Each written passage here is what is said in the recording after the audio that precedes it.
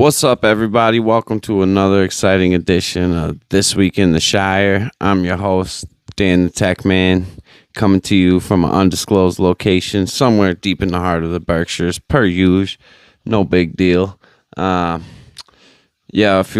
you're wherever you're listening, wherever you're tuning in from, hit that fucking like button, drop a comment, do all that good shit, please, because trying to bump these numbers up. I mean, you guys are awesome for listening, but I need more people listening so we can get caked up, get rich, and do donuts and Lamborghinis, shit like that.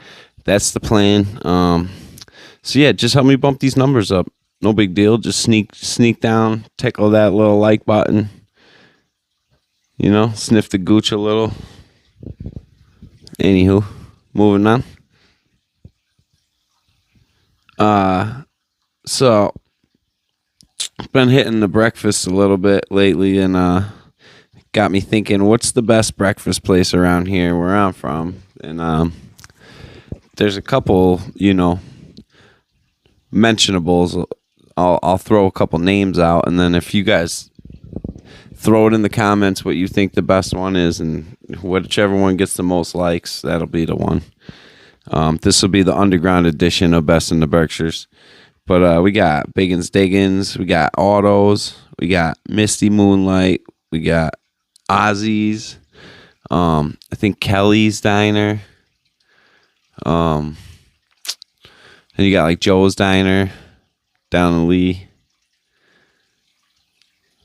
Well, that's pretty it for like the ones that I know for like the main like little breakfast joints. But if you know something else or you got something, drop it in the comments. But damn, getting breakfast is the best. Just a little bakey, some eggs, some rye toast or whatever. Oh, fucking love it. Thinking about breakfast right now. Got breakfast sandwiches this morning. Damn, they're so good. Biggins Diggins hooked it up. Something they're doing over there. They're putting good shit in there. It's like fucking crack. Excuse my language. I'm already starting with the swearing. I gotta watch my mouth around here. I gotta really button it up and watch my mouth. Working on that, but so far not going so good. Got the tree up finally. Kids are starting to think maybe Santa's gonna come around. Now they're asking me for stuff. Literally, it's funny how that happens. Haven't heard any about nothing. The day the tree goes up, they're like, I know what I want now. I know what I want, and it costs a lot. It's like, wait, what? Yeah, all of a sudden I know exactly what I want, and it just happens to be like $1,000. Like, oh, okay, that's a cool little magic trick you just pulled there. But yeah, speaking of Christmas coming up, my girl's going to a cookie party, and she does it every year, whatever. But she's got her mom making her some cookies, and I was like, yo, you want me to make you some cookies? And she was like, no, I'm good. I want to have my mom make hers. And I was just like, yo, I mean, normally if you don't know me, you'd just be like, oh, well, that makes sense. Her mom probably makes bomb ass cookies. You don't know, dog. I'm that guy. I can cook my fucking ass off, and I can bake like a motherfucker. I can bake some dope ass cookies, and I'll make some snickerdoodles. What's some snickerdoodles? I'll fuck you up with some snickerdoodles. I'll have you thinking about snickerdoodles for weeks. Literally, fuck your whole head up with some snickerdoodles. Some pecan tassies? What? You want me to go upside your head with some tassies, bro? You won't even ever want any other kind of cookie after that. Don't fucking test me. I'll show up with a fucking plate. A plate with an assortment. Fuck your whole world up. So how dare she? Anyway, I mean, her mom does make awesome cookies. She makes like crazy like assortment too. I don't have that kind of time and energy to do that many different ones, but still, yo, my snicky doodles, those are the showstoppers. You know what I mean? Those are the game-changing showstoppers. Somebody's going to have some bullshit gingerbread, and then you show up with the Snickies and just rock their whole head in. Just what just happened? Bop, bop, bop. Fucking A. But yeah, I'm not that mad about it, but it's a little crazy, you know? It's a little crazy. I even offered him, like, I'll make them, like, I'll still make cookies and you could just bring those. She's like, nah, it's all good. That's when I was like, I don't think she wants me outshining Nana's cookies. Maybe that's what it is. I don't know. But I'll get to the bottom of it. We'll figure out a little bit more about this cookie beef, but I'm not too thrilled. I think I'm gonna make the snickerdoodles anyway and just eat them all.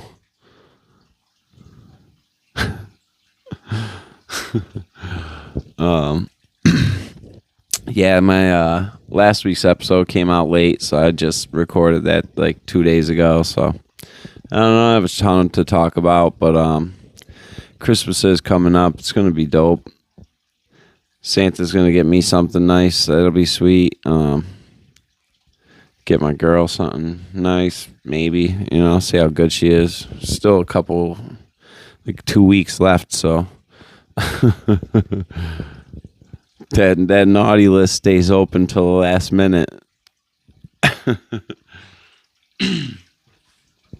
But anywho, I was thinking recently about dogs, and I have a pit bull. His name's Chipper, Big Chipper. I'm not gonna say it too loud; it'll come start bothering me. But dude, these dogs have like this crazy sixth sense that, like, I mean, I know all dogs kind of do, like, oh, Lassie, you know, all that type of, like, there's a boy in the burning in the thing. It's like, yeah, they all kind of have like a certain thing, but pit bulls' sixth sense, they're like tuned in, is a different level. It is crazy. Like, he's so attached to me, and like he could be outside in the yard, like completely distracted, and if I hug my girl, he'll just like beeline it towards the house. It's like he can sniff it in the air. If we like kiss for a second or something, he'll come from like 3 rooms over, be like, like right up, what's going on in here? And it's just like that. But it's just funny, and it's annoying sometimes, but it's mostly funny. But I love it because that same like sixth sense, that same thing that is like whatever's tuning him in where he knows that shit's going on is the same thing that where they say like they just will turn on and fuck something up.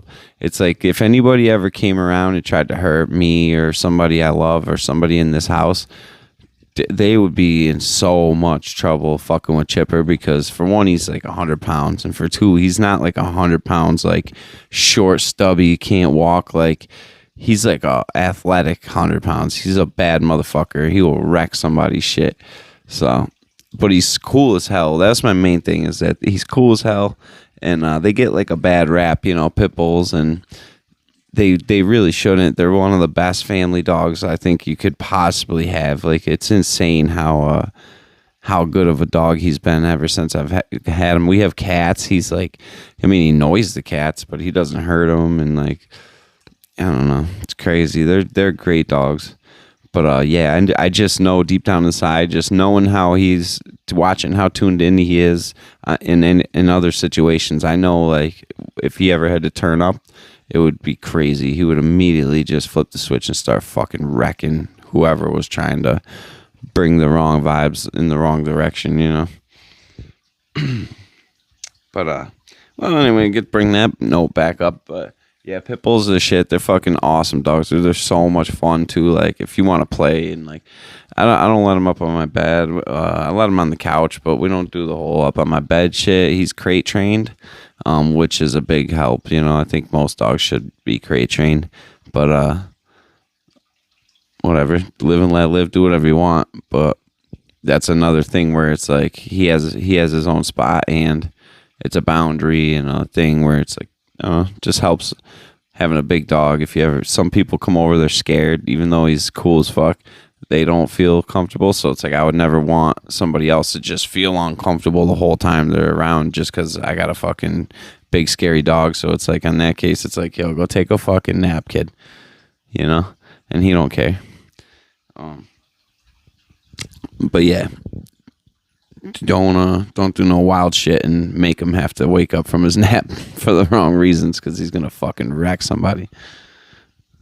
The UFC last night was fucking lit. Oh man, it's just so nice to like have the fights all the time. I get, like I said, I think on the last ep, there wasn't any last weekend, and it just sucked. It kind of like it just ruins my whole weekend not knowing that there's no fights on a Saturday. But that shit was fucking awesome. Prelims, everything. Shout out Theo Von. It's going around. He was out there watching the prelims by himself in the middle of the crowd. Just like one of the most famous dudes in the world right now. Just chilling solo in the middle of a stadium. It's so crazy. But yeah, it's hilarious. It's hilarious to see like how much of a quick turnaround the podcasting world and a couple of the dudes in the podcasting world went from like almost irrelevant, not relevant like in the comedy world, but irrelevant in like the grand scheme of things, till all of a sudden being like some of the most important, most influential people. It's pretty crazy. You know, you got your Schultes, your Tim Dillons, Theo Von, obviously, you know, Shane Gillis. Like, these dudes are massive. And yeah, it's pretty cool to see. Hopefully I can be a part of it someday, you know. Got to keep working hard. Keep working hard on my shit I'm doing now, and eventually start doing the comedy thing and go from there.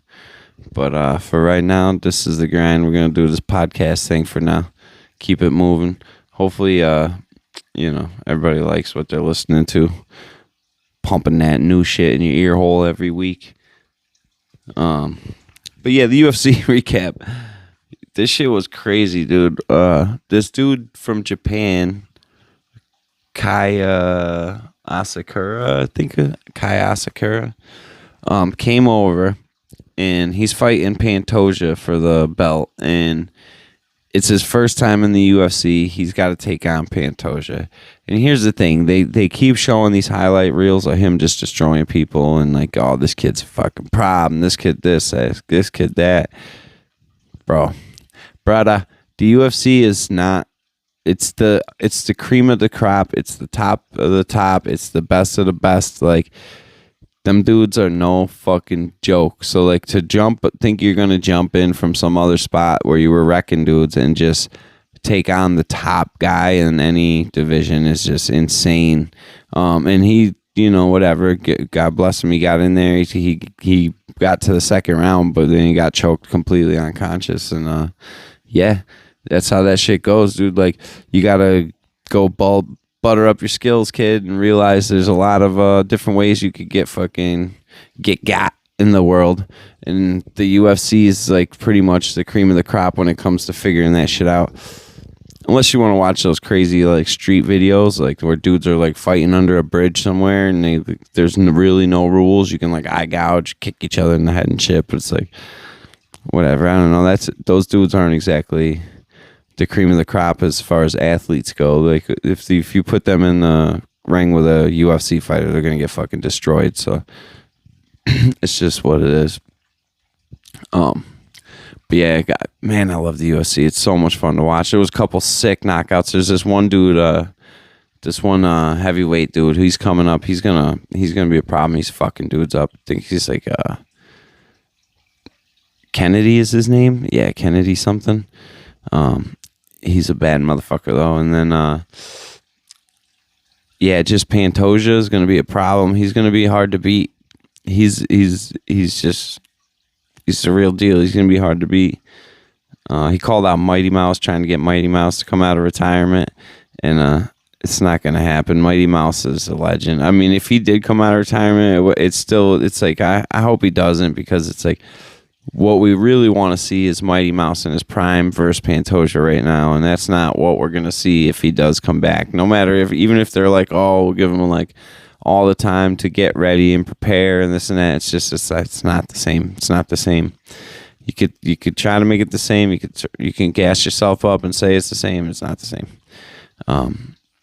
And Mighty Mouse knows that too because he was at the top and he knows what it takes to be there and to stay there, and so he knows. That's probably why he's like, I'm not doing that shit, dude. I don't even want to think about it. Thinking about doing it's making me tired. So that ain't gonna happen. But Ian Gary, the Irish dude, he took a L to Rachmanov, and Rachmanov, and I don't know. It went to a decision. He probably did lose the fight, but that he's a bad dude. He's going to be a problem in that division for a while. Rachmanov's, they're probably going to end up fighting each other again. In a couple fights. I think Rachmanov will end up getting the belt. That kid's pretty nasty. Dude, there was this one spinning head kick he just missed Gary with, and it's like, whoo, baby. You would have been having a toe sandwich. But yeah, that was crazy. I don't know. Other than that, the football's on today. Giants suck per usual. What else is going on? Buffalo lost a nail biter. Saw that quick, 42-44. Yeah, other than that, I don't really do sports around here. Just UFC, baby. But yeah, let's go on to try something here. My mama gave me this booze that she like cooked up. I don't know what the fuck this shit. I think it's got like, it was like, I think vodka with like rhubarb, maybe. I mixed it with a little apple cider. So we'll see what happens here. But it's either going to be all right and give me a little mini buzz, or I'm going to have explosive diarrhea for the next, 4 to 12 hours. All right, let's give it a taste test. It's too cold to smell right now. When something's real cold, you can't really get a smell on it. I'm not really getting any.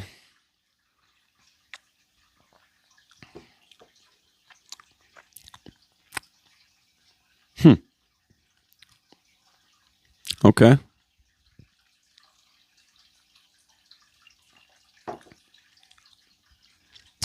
Okay, that's not bad.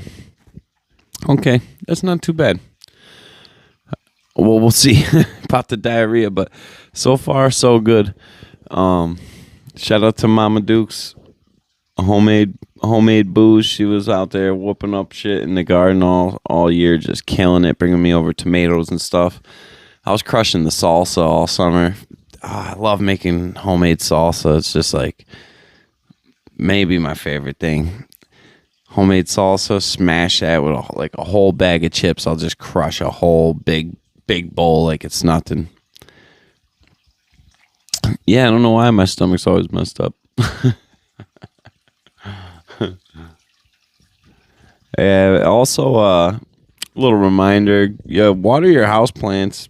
I gotta do mine. I just was thinking about that, and if you haven't done yours in a while, they get dry quick in the winter because it's just the air just takes the moisture out of them so quick. So remember to keep your house plants watered. When the heat's running, it dries everything out. Feed your fishies, all that shit. What time we at? I don't know. This one might be a shorty wop, but that'll give you extra time to go and snuggle with your shorty wop. It's that time of year, you know what I mean? It's cuddle season. So cuddle up, baby. Peace.